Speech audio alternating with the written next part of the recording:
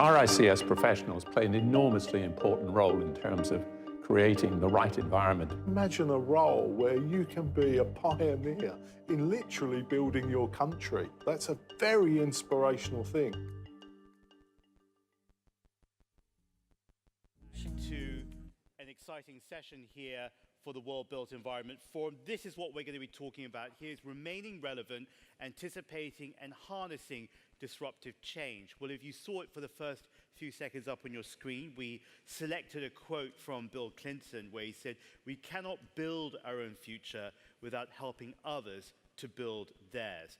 Well, this vision changes to a massive picture of planet Earth where we see all of us within then interacting with one another, because the pace of change in human activity on this planet is simply without precedent. Man-made changes to the way that we work, to the way that we communicate, the way that we do business, the way we live, how long we live, even changes to the Earth climate, meaning that business as usual is definitely a thing of the past. Joining me on stage is a group of select industry and future specialists to discuss how those who plan, design, and build the world's built environments can survive and thrive in a time of disruptive change. We're thrilled to have with us our first gender equal panel, but hopefully not the last. We wouldn't mind some gender unequal panels in future as well. Starting off on the far side, we've got Zoe Green, who is the Urban Planning and Development Manager for PwC. She leads its Smart Cities initiative and brings a wealth of knowledge and experience, not only from Europe, but right across the world. Sitting next to her, we're delighted to have Marcus Sawyerr, who is the president of the Adecco Group X, which focuses on digital innovation and incubation, and Marcus particularly leads on R&D when we look at labor markets, so we'll be asking him around those areas as well. Then we have Andrew Gill, who is a futurist, and he's been telling us so much about, should we use that line now? We've been saving the line till now, which is, are you a prayer, a stayer, or a player? Meaning, are you a prayer, meaning that you just watch? Are you a stare, meaning that you're content with the status quo, or are you a player who is willing to be engaged in the active future? And of course, we are joined, last but not least, by Dandi Lee, who is with Concrete VC based over in London. It's a real estate-related technology investment outfit and dealing in areas including robotics and artificial intelligence. So all the things that we should be knowing now and into the future. Welcome, and let's talk about what we're here to talk about, which is anticipating and harnessing disruptive changes. Earlier today, we talked about what some of the likely disruptors are. I remember Jonathan mentioned data, the sheer volume of it, for example. But let's start off with megatrends. Now, we're going to divide this tight 40-minute section into different megatrends, and I want us now to look at the first one, which is the technology megatrend.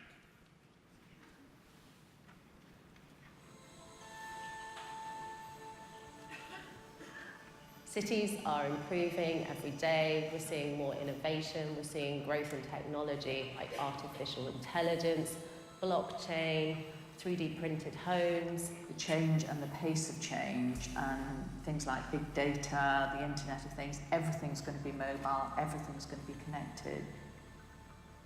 So let's start off with Andrew, because he's the futurist on the panel.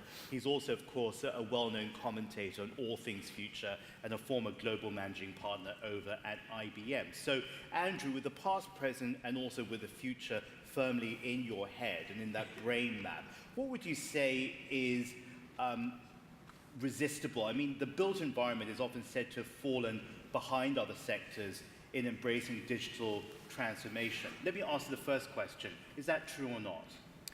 I think all industries suffer disruption, and I'm fortunate that I look across industries. So one week I can be talking to a group of chartered surveyors, a group of insurance professionals or telcos. I think every country I visit, every culture, every language, everyone has the same problem. They know they're being disrupted and they just can't get out of the way. And to expand on the phrase, the fact that in this room there are three groups.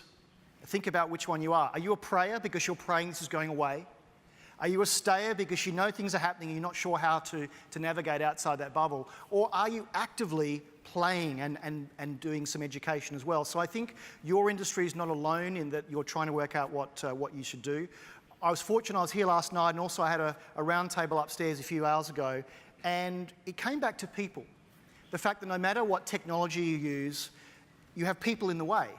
And I think as an organisation, you need to learn how to be a little bit more risky and to have digital diversity on your boards. Question for all of you. Think of your boards or governing structures or executive. Do you have not one but two people that could sit on your board under their own right, but see your business through a digital lens? If the answer is no, go and find them. Dandi, let me cross over to you because you're an outsider, insider, you invest. Right. When you look at these companies coming up today in the real estate sector, in the built environment fields, do you think that they're with it, that they're with that curve growing, or do you see them as slightly behind, dragging even? So let me first say this. When we look at investment, we don't like so much the word disruption. We are looking more at word enhancement. So how can we find startups that can enhance the current procedure and process of real estate?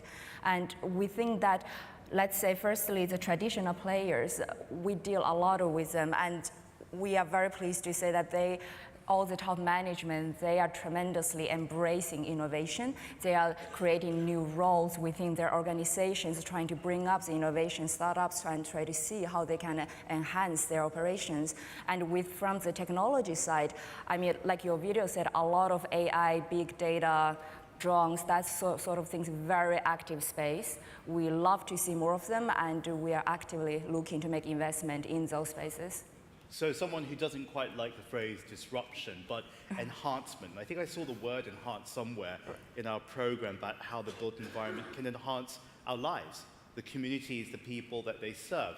So let's bounce it off on to Zoe. So far we've been talking about whether the real estate sector, the built environment, has been lagging behind in terms of embracing digital transformation. I'm going to tweak that slightly and extend that further by asking you, is modernization actually resistible? I think technology offers a wealth of opportunity for the built environment sector. I think currently we're slightly behind in terms of being a productive sector, but there's so much opportunity around predicting and the predictive analytics that can be used to do proper development planning, where we can have buildings that can pretty much talk to each other. We can have places that are well connected. We can have almost a circular economy within the city where everything is reused, everything is connected, and everything speaks to each other. And in that way, we're using the resources we have in the best way, but we're also providing more opportunities for people and a better place for people to live. You talked about opportunity, and we've spoken about the opportunity, particularly of the 21st century. Is there a gap that you say, well, you know, I've seen that being done in that city or in this city, and I think we can exploit that even further? I think there's a lot of interesting technology innovations happening across the world, particularly we're seeing in Asia, in cities like Singapore, Shanghai. There's really exciting innovations around technology and how this can improve the environment, such as improving air quality and using data analytics to predict big weather events and how to respond to those. I don't think it's just about the technology and angle, though. I think there's a lot around government leadership and what city governments can be doing to make those cities a better place for people to live, work and play. Mayor Garcetti in Los Angeles is a classic example of a mayor who's really reached forth and tried to make a greener city for his citizens, for his businesses, and that is providing a much more attractive place for people to be living and working. And that's critically what we're looking at here. It's about talent. How can we attract talent to our cities? How can we grow and retain our workforce in our cities? They need to be good places that people want to live. Because you talk about workforce, I have to turn now to Marcus, remembering that we're still on the technology track that we're opening up with this discussion.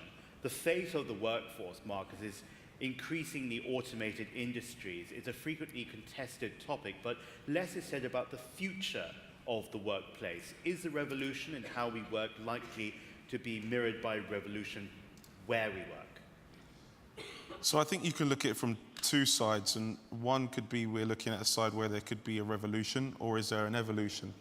And I think if you take a step back and think through the areas where you'll have the most impact, we look at it in three strategic pillars, and one's really around the productivity, so we call that perform. So how do we ensure that the company is operating and performing at optimal level today? The second is transforming, so looking at the current business model, and is there a way to look at those business models that we have today and bring them fully online? And then the third pillar is around innovation. So if you look at the businesses that you have today, are there new business models within the current structure or operating model that you have today that you can develop? So as an example, the Adecco group, we put 1.2 million people to work every single day. And that's across 64 countries. We have 5,000 physical locations, but we're still looking at new models that enable us to sell our data or leverage different types of data. You're based in London, you're from London, but you report to Zurich. That's a very different kind of city to where we're standing in right now. What are the people there thinking at your parent group? Well, I think overall, if you look at whether it's Zurich or whether it's London or whether it's New York, all of the major cities are going through something really similar. So if we take a step back again and we look at the way that work is evolving, you have jobs that exist today that will no longer exist in the next 5 or 10 years. Everybody's trying to figure out what those jobs are actually going to be. And also, more importantly, not only are jobs potentially going away, but there are also jobs that are constantly evolving. So if you had a job that was high frequency, highly predictable, whether it's manual work or it's professional work, that job may look completely different moving forward. And that's where change management needs to come into play, and then also the upgrading of skills. Let's go now, because we've got a number of themes to squeeze through in the next 33 minutes. So let's move from the technology megatrend, and if you divert your gaze to the middle of the room, let's talk about the urbanization megatrend.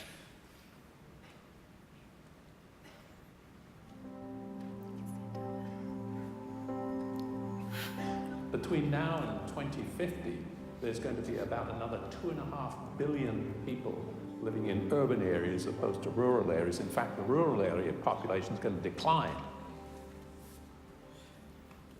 So some wise words over there. Let's get back to the stage here, and I'm going to ask you again, because I think that you can give us that forward thinking.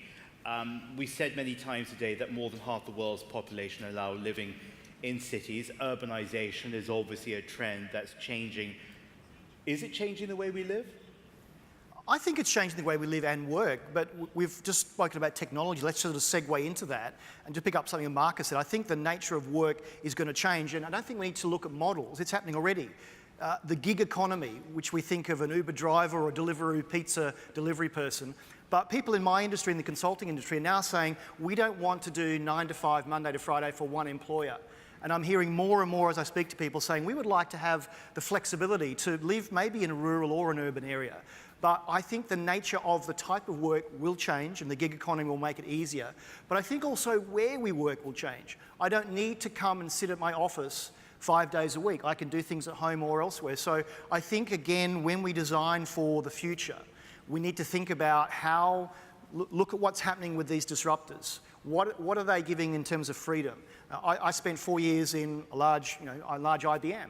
Now I've got more freedom to go and work for multiple companies and multiple clients over multiple days. So I think it isn't going to be exactly where we live and work, it's how work gets done will change fundamentally. Marcus, what would you say? I mean, someone asked us earlier on the app, not even in this session, but I think it pertains very well to this. Why would you pay for expensive city office space when we can virtually work anywhere? They say, do city centres need to reinvent themselves as social centres, not office hubs? Yeah, good question. I think it depends on the type of work that needs to be carried out. So there are just some jobs where you need the person to be there. Today you expect the train driver to be there. If the train driver's not there, the train's not going to move. Not for long. Well, it depends on what city, right? And I think it depends on, again, it depends on the type of work. So if you have work where you can operate remotely, yes, that's one model. But what we've also found as well is that you sometimes need to build that community and have that camaraderie to actually complete and get work done. And we've seen a lot of remote platforms today, not only in the UK, but also globally. And they still get needs from their clients where they also want on-site work to be done so you can collaborate and get things done. So I think some jobs will be done remotely, and also some jobs will also be done in collaborations with others, and you'll also be able to build teams a lot more quickly. So I think there's going to be a notion of assembling teams, not just in the same way that you work today and go into the office and these are the people that I work with today, but can I assemble a team to complete a project in a short space of time, as many of you do within the construction industry today. And so, did you grow up in the city yourself? Yes, I actually grew up in Surrey, which is a commuter town to London. And so there was that usual, my dad would go off to work in the morning, come back late, and the commute was absolutely terrible for him. It used to take him 2 hours each way, and it's only a short distance. And I think myself, as a Londoner, I've moved now to the edge of London, and I commute in by tube. In the future, maybe the way I get into the city might change in the future. But I still think there's something around kind of place and where people want to work and how we kind of work together as well. An interesting example actually in London is the East London Tech Cluster, which is at the Silicon Roundabout, which you can visit if you're in London over the 2 days. And what's interesting about this space was that it was quite a natural evolution of the space. Lots of small businesses moved into the area and did a lot of sort of technology, media types of work. And over time, these businesses started to scale, and the area became more popular, and we saw bigger companies moving in. Unfortunately, though, the nature of the area wasn't protected in terms of policy terms. So businesses were almost priced out of the area. They actually had to uproot their business and move elsewhere because they could not afford to live in that and work in that space. And I think there's something about how we need to think about how we can create these business clusters, these workplaces where businesses can agglomerate together, work together, share resources, share staff, and share knowledge to create bigger and better things. And we can't just let cities themselves just sort of flow around where businesses can move wherever they want to. I think there's something about protecting those spaces and making sure that we can help to grow and stabilise their business environments. What about you, Dandi? Where did you grow up? Oh, I grew up in 7 different cities, but mainly city centers, so I'm a quite urban person. I guess from a venture capital point of view, with urbanization, we do see a lot of new investment of new asset classes rather than technology. So like you said, work, play, live, so a lot of co-working, I guess we touched on, co-living, this type of products. So they all goes together with the urbanization together, which is very exciting. Obviously, urbanization is extending into the operational infrastructure of the city. Marcus, give me one challenge of urbanization. Andrew, give me one opportunity. Space. I think that's the biggest challenge that I've seen in living in London all my life. Having the space that serves the purpose that you need it to. And I think that what you start to see within the construction industry, and I'm not an expert in the construction industry, but for somebody that is developing and building businesses, we sometimes don't have the right type of space in order to develop the business and the environment that we want. And some of these greenfield areas, which maybe tier 2 cities, are starting to then emerge because you then have the ability to have a blank canvas and then generate the type of space that you would like. So space being the challenge, then what is the opportunity of urbanization? Let me give you an example, a real example. Most people here have heard of WeWork. Who knows that WeWork is London's largest office tenant? They have so much space in London. They've made a big bet. And I think what we're going to see is companies like WeWork that are entrepreneurs are basically saying, you're not just renting space from us, you're joining a community. And so to Zoe's point, wanting to bring people in, I think companies like WeWork have cracked that. And we're talking over lunch that what WeWork has done very smartly, and JB mentioned this morning from Tesla, is they've got the data. And so they can fine-tune their buildings down to an nth degree. So I think with more people being transient and companies like WeWork allowing this to flow, you're going to have much better data on how to grow a city out. Well, let's get a quick map of what people here are thinking. Who in this room currently works within a co-working space? A few over here, a smattering at the back. I think no one really over here. Can I offer a challenge to you? Go and spend a week in a co-working space. 2 reasons. 1, you'll understand what all the fuss is about. Secondly, you'll overhear some crazy discussions and get a sense of what it's about. Now, I put that challenge out to people that haven't been to one. Until you've seen it and felt it firsthand, you won't get it. So I encourage you, spend 500 quid, go for a week, try it out and see what the fuss is about. So I work in a co-working space and so does my team. You're not missing out on much, it's not that great. No, I'm It has pros and cons, right? And I think if you want a space that's developed for your organization, it allows you to get to a certain point. But then when you want to scale, I genuinely would recommend looking at the type of space that you would like to get into. And we have a great relationship with WeWork, spend a lot of time with them in the US and also their business model, but they also know where they can expand to. And one of the things that they are doing is they're bringing that same model of design and infrastructure to organizations. So instead of saying, well, this is the company that you go to and you need to go and work in this co-working space, they're bringing those models to businesses, and that's a really interesting concept. So spoken by someone who is operating in a co-working space himself. When we talk about urbanization, we often think about our planet. So that's how we move on now to the next mega trend, which is climate change.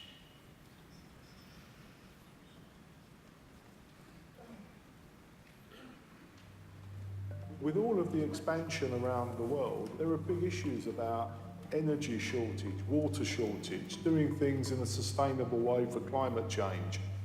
We really need professionals that can think all those things through.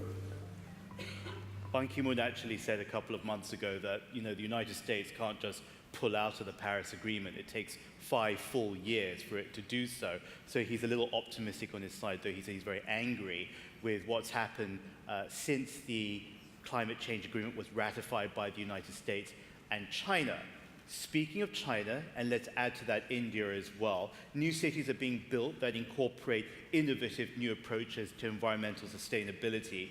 Building a sustainable city from scratch is, in theory at least, much easier than retrofitting a city like London, where we are, where the design and infrastructure has evolved not over a short period of time, but over literally centuries.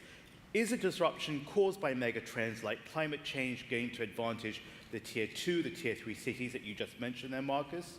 Or is it going to disadvantage their Tier 1 counterparts, Zoe? So I think 2-tier and Tier 3 cities have a great opportunity. We have technology now. This is actually creating a leapfrogging effect where, they can go straight to using the new technology rather than spending lots of money, lots of time trying to retrofit and trying to fix the problems which has become too evolved. Particularly with Tier 2 and Tier 3, we're seeing also that they're investing more in the places that they're creating. They're looking more to thinking about place as a way of where people can interact, where we can be more environmentally friendly within our cities, where we can share the spaces as well. Even with cities which are, the attractive ones like Vancouver, like Seoul, those cities which may not be the global leaders, they are creating a lot of pressure on our global dominant cities because they are the places that people want to live, where they want to work. And we're seeing that there's a lot more investment around place-based transformation, and that's why these places are becoming more successful. And really, if every city needs to think about how it's niche in terms of the industries, what it's offering to people, but also how it can make its city a functional, environmentally friendly, and also attractive destination. Dandi, what are your thoughts leading on this? I was just thinking this is a really big question for us because we typically look at investment or innovation on an asset class level and not on a city level. Having said that, there are new things like vertical farming, which could be caused by climate changes. But for a VC, it's an investment that we try to be a little bit shy away from because of the scalability. Andrew? I think when it comes to climate change, you can't be a pray or a stay, you've got to be a player. And those of you here this morning that saw JB's graph, he said the CO2 emissions graph we can plot when the Industrial Revolution started, and even since Tesla has launched, it's getting steeper and steeper. So with data now, I think we can prove that there's an issue, and we need, as an organisation, as a community, to be active on this. The fact that Tesla said we're not going to have natural gas to power our factory, we've got to find another way. The byproduct was they got it approved faster, but it means they've got a clean building. So back to the disrupting, well, we're disrupting ourselves to say, let's actually stop doing something that's harmful to the environment and find another way. Marcus, do you believe in the word disruption, or do you also operate more on the lines of enhancement? Enhancement of tier 2, 3, 1 cities? I like opportunity versus disruption. I think if you look at tier 1 or tier 2 cities, should I say, the ones that I see growing today are the ones that are attracting commerce or big business. And you've probably all seen in the press, whether it's an Amazon or it's a Facebook, there's a big uproar on where their next HQ would be. And I think what they're looking for are areas where they can find talent. So one of the most important things for the tier 2 cities to attract people is having a process that enables you to educate people for the right roles and the right jobs. That attracts the talent, it then attracts the businesses, and those businesses can then start to grow and flourish. It's not just about governments, of course. We had big governments go out there signing, ratifying on the Paris Agreement, for example. But you've also seen more recently, for different reasons, some more obvious than others, you've seen city-level governments going out there saying that we're committed to the agreement, for example. We want to be living in tandem with the betterment of our planet. But you're also seeing private companies. I remember in the example of Tiffany, the jewelry company, putting out social media posts imploring the president to stay within the Paris Agreement. Do you think, just using this one mega trend as an example, and it's not limited to climate change, do you think the way that groups, brands see the way they perceive themselves and their responsibilities, their moral obligations is changing? I think in terms of consumers, there's a lot of pressure on companies now to look at their credentials, look at their social responsibilities, and look at how they can improve places as well. Companies just can't exist anymore just for the means of business. They need to be contributing to society. They need to be making the places that we live in better, particularly with the climate agenda and how critical things are becoming. And given the trend towards people living in cities, which are very resource intensive, but also have a great opportunity to become more resource efficient, you know, to the point where we could get to a zero carbon city situation and create a much less of an impact on the earth, given the finite resources that we have here. Andrew, quick word. What's changed in the last 10 years is the power of the consumer through things like social media. You can have a cause and you can have a voice and you can make parliaments very uncomfortable. So I think we're going to see more consumers saying, we now have a voice, we want you to change. We've had urbanization, we've had technology, we've just talked about climate change. And the next mega trend that we're going to turn our focus to is the age demographics mega trend.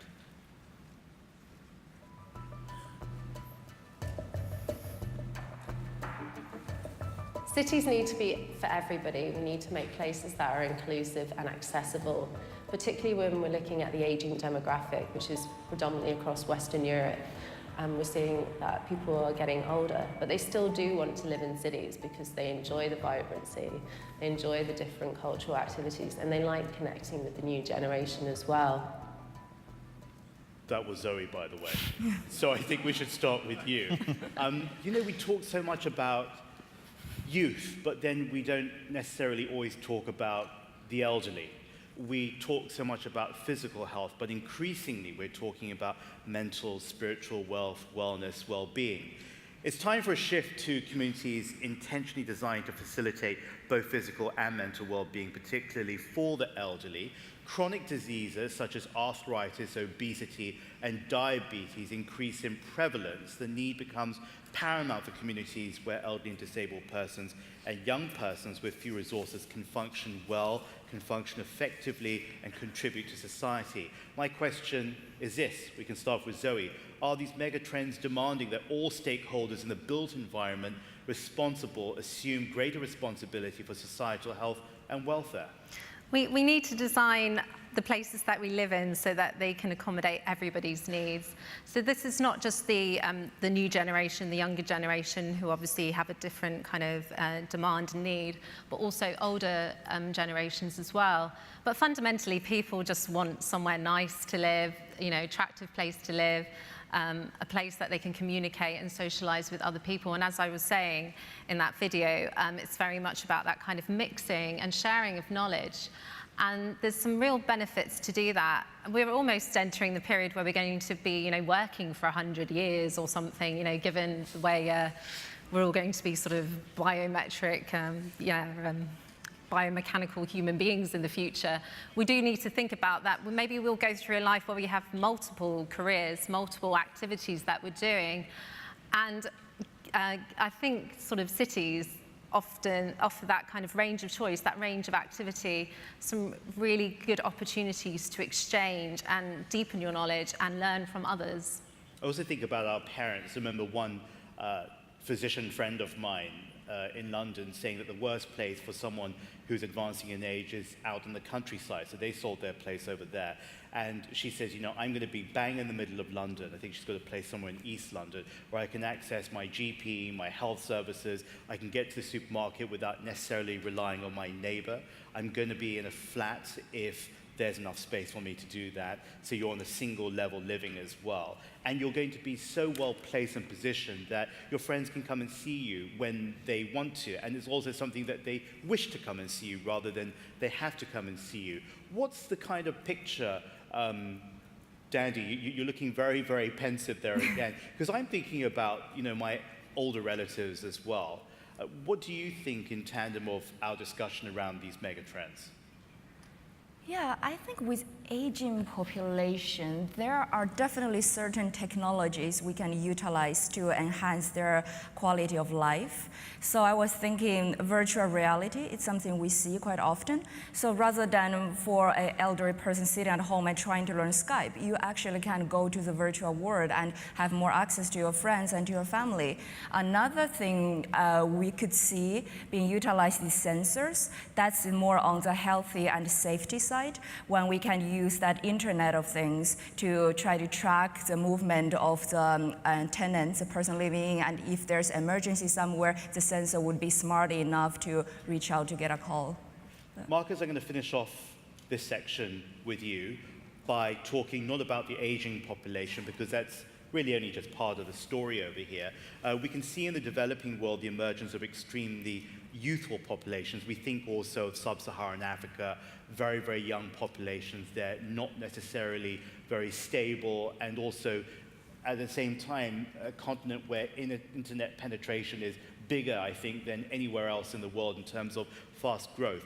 The continent of Africa is made up of so many countries, I think 55, depending which government you are, but also it's exciting and dynamic. But our success in harnessing the enormous potential of this coming generation is clearly going to have a profound impact on the future prospects of the world's developed and developing economies. Are we tapping into the collective power and ambitions of our young people who work for you, for example, but also just young people who perhaps haven't gone that far in their career? I don't think we're tapping into the full potential today. I think that there's a huge opportunity to unlock that potential. So you mentioned some of those regions and areas where they've leapfrogged with technology, in fact, because the infrastructure wasn't as it is in some parts of the Western world, so they went straight to the internet. And what you're finding with the smartphone device is that they have full access to information that you wouldn't have had access to previously. So whether that is not only learning day-to-day things, so general knowledge and so on, but also having the ability to do online courses and online learning and so on. And I think once we can really understand the power of how people are learning, we can then take that information and also really utilize that in other parts of the world. So if we can see that there is somebody who's got huge potential and could be a developer, could be a coder, but has not had the ability to, or the chance or opportunity to go through school in order to do that, we're seeing some really interesting programs where we're finding those particular individuals where you can unlock that potential and transform their lives. So I think there's a huge opportunity there, and we haven't even scratched the surface yet. Part of that is this, the one mega trend that we've yet to discuss, and that is, of course, the globalization mega trend.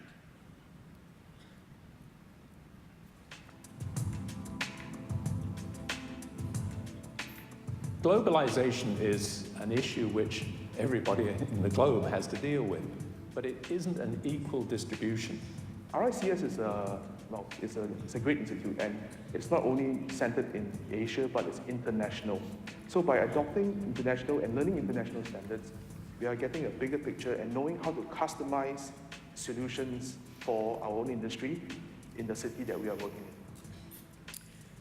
Andrew, I think you're the perfect person again to answer this as we begin to tie up some of our thoughts, the big thinking around many of the individual issues. Give us this. We've entered a new stage of globalization.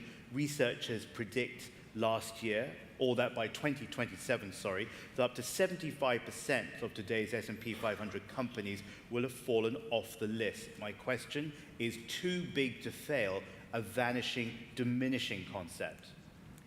I don't think anyone's too big to fail. Look at the recent disruptors. Facebook's been in the news fairly frequently because they've started to get to a point where they're breaking more and more of the rules. And so I think we shouldn't expect that all companies will be around. In fact, the 75% fact is interesting, but since 2000, 52% of the Fortune 500 have been destroyed through disruption. So it is happening all the time. What we need to do is look at these new disruptors. The overused example of Uber, Airbnb, and Netflix, but think of other companies like Lemonade and Trove in the insurance market. They are removing the friction. And so I travel around the world. I'm a global citizen. I'm from Australia, but I live in London. And I see every single industry grappling with this. They say, oh, those disruptors, don't worry about them. That's the praying mentality. What are they getting right? Which friction points are they removing, and what should we do? And so if you remember nothing from what I've said this afternoon, you need to disrupt yourself before you're disrupted. Dandi, you choose not to use the word disruptor over at Concrete. I'm going to finish off with this. Because you have that different perspective, disruptors tend to be defined by versatility, agility, and entrepreneurialism. How do successful startups manage the risk of outgrowing these attributes? That's a great question. From venture capital perspective, by definition, over 90% of our investment will fail. So we are targeting really that 5% winners. And how to mitigate the risk? What we like to see, especially from real estate, is that at a very early stage, if a company can prove traction or some kind of market validation, even though it's a trial with a larger company, it means something to us. Another thing is really the culture of the team, the founder, and his or her team itself. So I love to see founders coming in with a great, clear vision, and he or she would say that there is this pain point we want to target, and that's the market size we try to acquire. Having that clear vision is very, very important to us. Exactly 7 minutes on the clock. You get to answer one question from the audience each. I'll put the first question to you. Tell me who wants to answer this. The question is this: people also need security and stability. Where will we get that if we increasingly work in the gig economy?